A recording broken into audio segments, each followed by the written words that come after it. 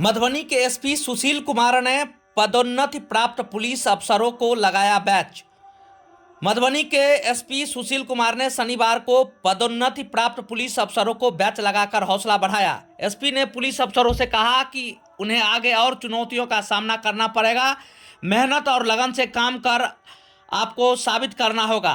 Police कार्यालय से जारी निर्देश के अनुसार जिले के विभिन्न थानों एवं पुलिस केंद्र में तैनात 21 दरोगा और इंस्पेक्टर के पद पर पदोन्नति मिली है। जमादार के रूप में 107 अफसर को दरोगा के पद पर पदोन्नति दी गई है, जबकि प्रशिक्षण प्राप्त 42 सिपाही को जमादार के पद पर पदोन्नति दी गई है। दरोगा से इंस्पेक्टर में जिन लोगों को पदोन्नति मिली है उनमें क्राइम रीडर चंद्रकेतु नगर थाना अध्यक्ष राजा, हरलाखी थाना अध्यक्ष अरविंद कुमार शामिल है। पुलिस कार्यालय एसपी कक्ष में आयोजित समारोह में मुख्यालय डीएसपी प्रभाकर तिवारी सहित अन्य पुलिस अफसर भी वहां मौजूद थे। सभी प्रसन्न रहे।